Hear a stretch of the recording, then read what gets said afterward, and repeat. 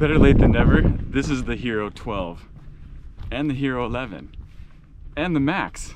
At the core of this video, it is a gear review on the GoPro Hero 12. Let's have a chat about why this rad little camera is worth getting in the middle of 2024. And also, why it might not be. That said, here's why the Hero 12 is actually pretty rad. It has 10-bit color and a new G-Log setting. You can download the LUTs directly from GoPro's website. There's now a preset for native vertical video. It uses the larger sensor and crops in. New HDR video, fantastic if you plan to do minimal color correction. The hyper smooth stabilization is actually amazing. It takes the shake out of activities and you can walk and talk while making it look like you're using a full-size gimbal. The various lens settings are also very useful. I need to embrace the wide angle settings more during activities, especially underwater. Now has tripod threading between the mounting tabs. Fun and convenient time-lapse presets. This probably gets overlooked the most, but GoPros might be some of the most convenient cameras for doing really cool time lapses. Mostly the same hardware, no GPS, better battery life, noticeable but not enormous. The most recent update added customizable preset names. Huge. Photos have fantastic quality, but I'm still annoyed by RAW only supporting the wide option. But what can you really do? It's a wide angle lens. On the bright side, it is a 27 megapixel sensor. It's the only major action cam with a removable lens cover, allowing you to replace just that part if it gets damaged, or put on the optional max lens mod for ultra wide perspectives. Now that we have all those rad details out of the way about why you'd probably buy the Hero 12 in the middle of 2024, here's a couple considerations as to why you shouldn't get the Hero 12. And the baseline is GoPro releases its new gear at the end of every year, around September, October. And there's some rumors, some rumblings that we'll get into a little bit later about what's to come. Not to mention, the closer we get to the end of the year, the more sales will start showing up on the 12 and the 11 and even the Max. Now, before we get to the reasons why you might not consider getting a Hero 12 right now, I'd like to say that I am in no way sponsored by GoPro. The only free stuff that they have ever given me was back in 2007 when I went to the outdoor retailer show and walked right up to the GoPro booth because I was curious about waterproof cameras, and CEO Nick Woodman handed me two of these horrible little cameras.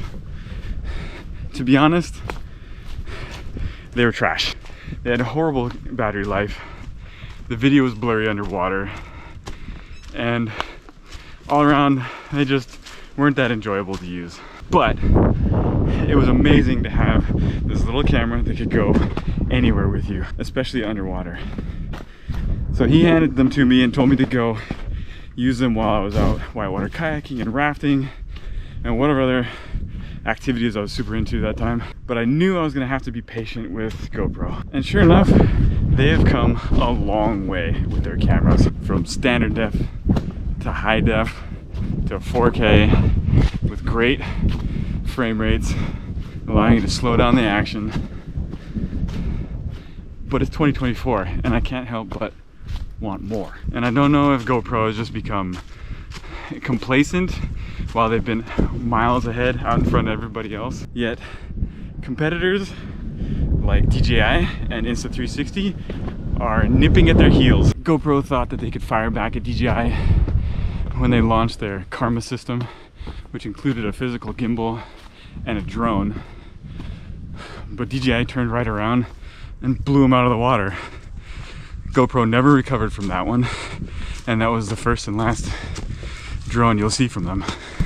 And now you have DJI knocking GoPro around with their Osmo Action 4, which is so close to being as good, and I guess in some ways a little bit better than the Hero 12. And now you have Insta360 showing up, and they're pushing GoPro around with 360 cameras, action cams, and a wide variety of cameras for regular users that just want a good micro camera. People who may not be superstar action sports people, but just regular storytellers DJs, entertainers. So I don't know if it's GoPro's complacency or the majority shareholders are saying something to them that is holding them back, or things like how tech companies will really slow down the release of their technology in order to milk their customer base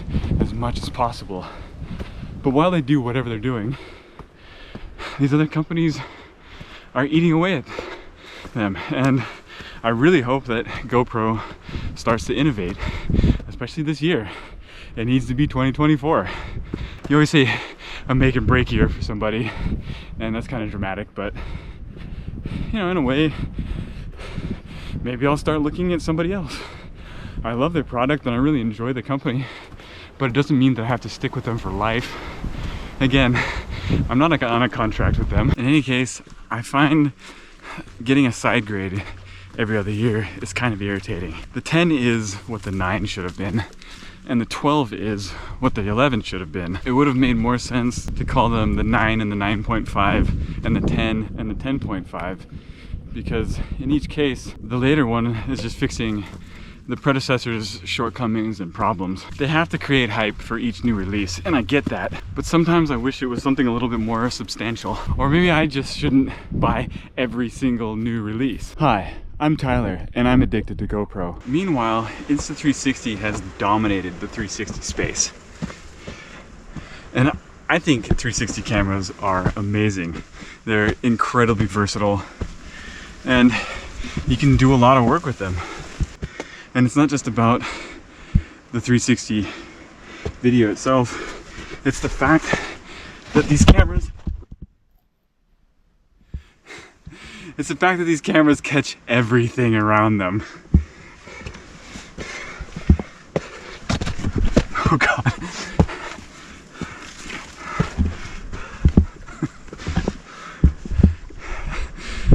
Like that. And to be honest, I don't know any better, but over the last couple of years, it feels like GoPro's been kind of neglecting their hardware department and really focusing on the software side of things, because if you've noticed, the GoPro apps, both on mobile and on desktop, have been really going through some changes, and they've also been expanding out their subscription program, which now costs a lot more, includes stabilization options and a few other things. Almost dropped it off a cliff. Don't get me wrong, this is great and all because it supports the content creation aspect of these little cameras and enhances actual support for GoPro. But don't forget about the hardware. I just want to be able to create really high quality video that I can then bring into my professional editing software and include in my other projects. So what do I expect? I'm going to cautiously but optimistically say that it's probably going to be a really good year to be a GoPro fan, because with all the competition that's coming their way, it's becoming a sink or swim situation. Those loyal fans are being lured away by the offerings that Insta360 and DJI have. GoPro is a company that I like. I really like their product. Yeah, you could say I have my head in the clouds. But what's wrong with having high expectations for the next iteration of a product that you've been using for almost 2 decades? So in light of all that, I have a wish list of features and issues that I think need to be addressed or added.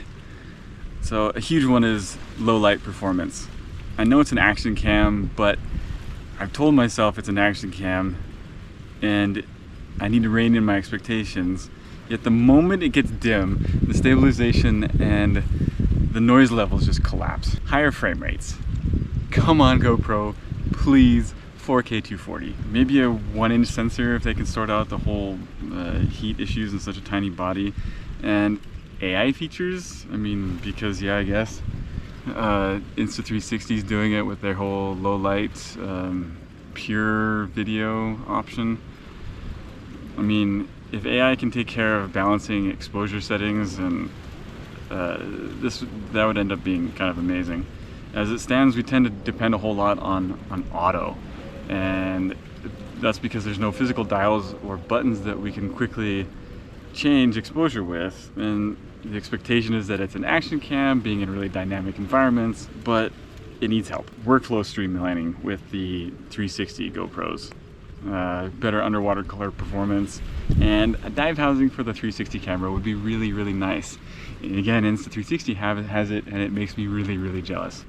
Hero 12 and up needs better compatibility with standalone microphones, because sometimes I just want to be able to connect a wireless microphone to this thing and not be little earbuds or something. And then on top of that, it's also a huge pain changing out a battery when you have the media mod on a Hero 12. You have to remove the entire thing to get that door open and pull the battery out and change it. Oh, and here's my biggest, most recent issue. And it's okay on the front, but on the back of this camera, the recording now, the live light, the LED is a tiny little pinhole, and it's impossible to see when you're underwater or actually out and about recording stuff. I can't tell you how many times I've recorded 20-minute videos and killed the battery because I was just recording the inside of a bag or the bottom of the ocean or my feet. On the bright side, I did just see some articles regarding GoPro's earnings call, and Nick Woodman had a few things to say about the upcoming releases. There is a 360 Max 2 coming. They did delay it a little bit, so it'll probably be closer to the end of the year for its release, just to let it cook a little bit longer. And the successor to the Hero 12, so the Hero 13 probably, is going to release on track, which probably means September, maybe October, like last year and the years prior. The fanfare and excitement that came with the new GoPro Hero release used to be way more fun. Every October we used to get hyped to see what's new. Then we'd scramble to get one and go straight to the surf to catch barrels with that new. And another thing we need to talk about is that GoPros just aren't as waterproof as they claim to be. I watched a video that broke the entire process down, and there's just not that much ensuring that no water gets in there. Not to mention, my friend actually flooded his GoPro. It's a Hero 10, got all kinds of water in it, and that thing fried itself. Now it's become, oh, there's a new GoPro out. I'll get it because I can't help myself. Back to sleep. GoPro 2024 is your chance to make me excited again. Bonita.